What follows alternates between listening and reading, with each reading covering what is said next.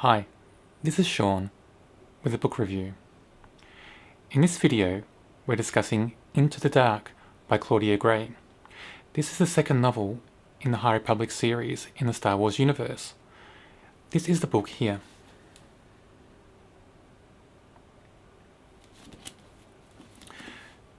So you can see the cover is quite exciting.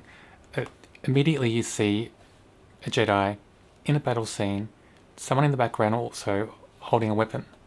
So you know this novel is going to have a lot of action scenes. So while this novel is the second novel in the High Republic series, it's not a direct sequel. It feels like more a side novel, as the action starts around about the same time as the first novel in the timeline. One of the great things about this novel are the new characters and some of the new alien species. For me, a casual Star Wars fan, I found it just exciting and fun. There was so much to learn and so many new things to see in this novel. Every chapter felt like it brought something new. Now let's forget about the characters for a minute and let's just talk about the plot. The plot itself it's quite simple, but in its simplicity, it's done so well, and it's written in a way that's just really exciting and really gripping. The only part about this plot that I didn't find exciting and gripping were the flashbacks to a scene that I think was around 20-25 years ago, if I remember correctly. I found these parts a little bit dull and just very distracting from the main story, and I think the novel could have done without them.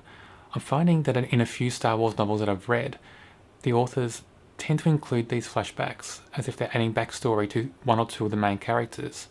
That's fair enough, but we don't need chapters of it, I think. But the main plot, it focuses on a character called Reath Silas. Now, he's a bit of a reluctant hero.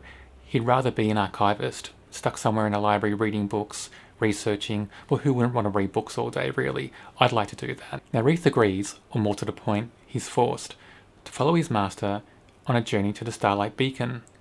Now, his master has accepted a role to be the lead Jedi on this new space station that the Starlight Beacon is in the Outer Rim.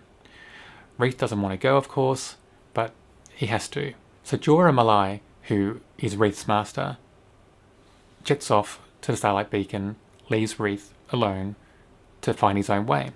He's got passage on a ship that's called the Vessel, and that adds a bit of comedy in the novel as we find out why it's called the Vessel, and people make reference to that a few times.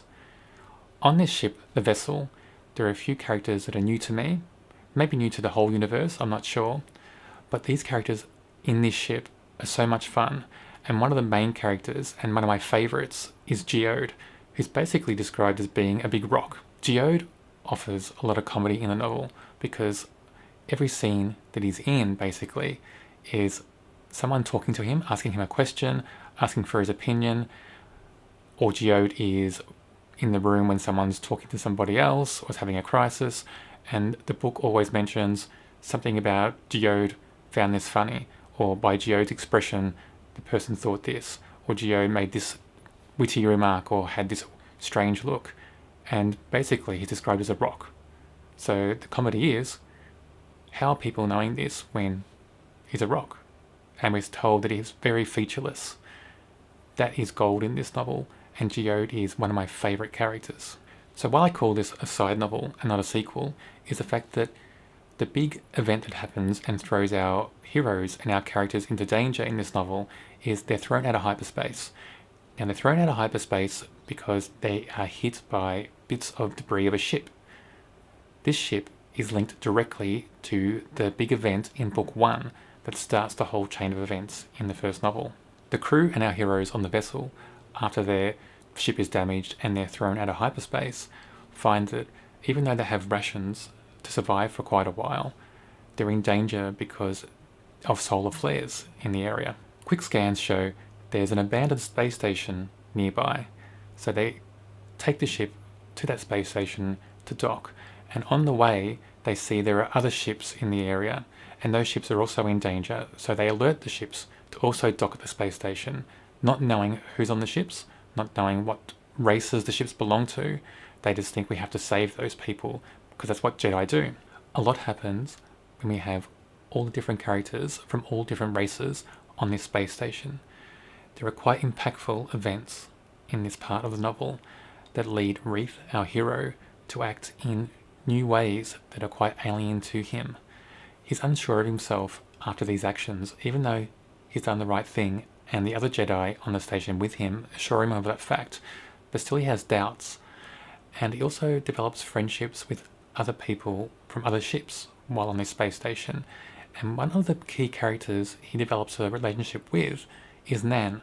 And Nan plays an important role throughout the novel, especially in the last section of the novel. Now, with the relationship between Reith and Nan, this book suggests that it will carry on to other novels in the series.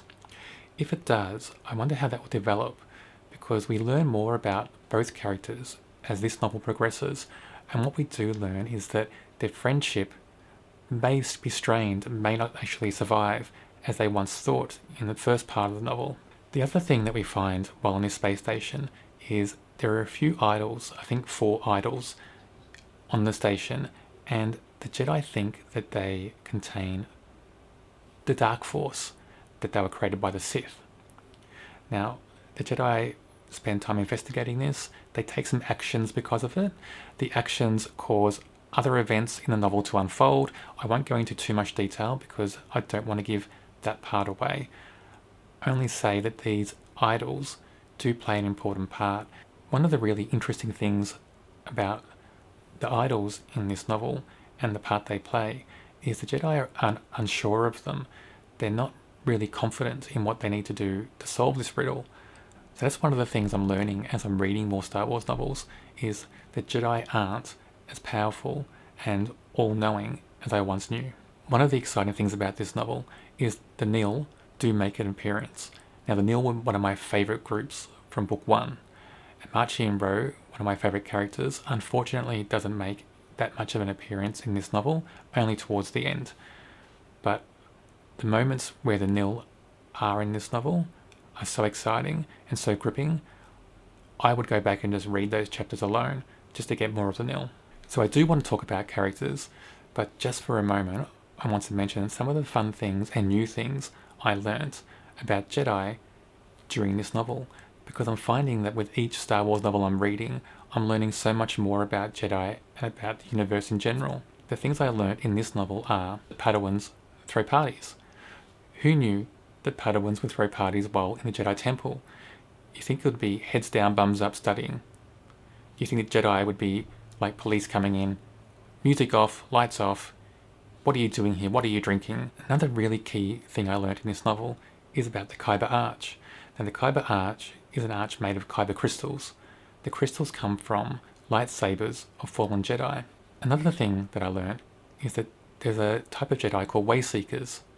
Now, the Wayseekers are Jedi who wander through the universe by themselves, and they don't really hold to the tenets of the Jedi Council while they're on this journey.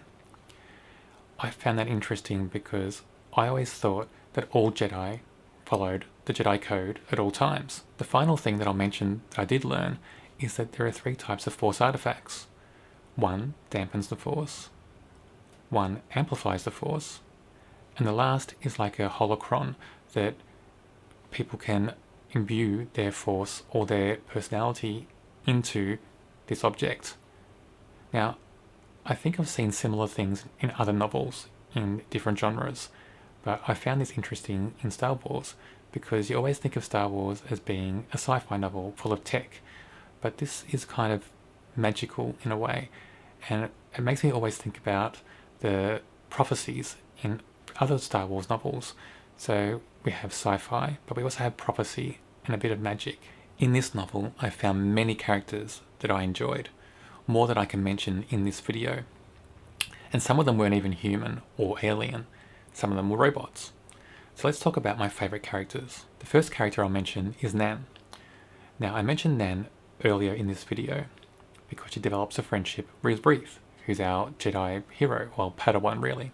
Now, Nan's very interesting because in different parts of the novel, we see different facets to her character. I can't mention what they are or what she does, but as you read this novel, I think you'll find Nan very engaging, and you'll find that she has so many sides to her character and her personality that she is a character to watch, and I really hope she returns in future novels in this series.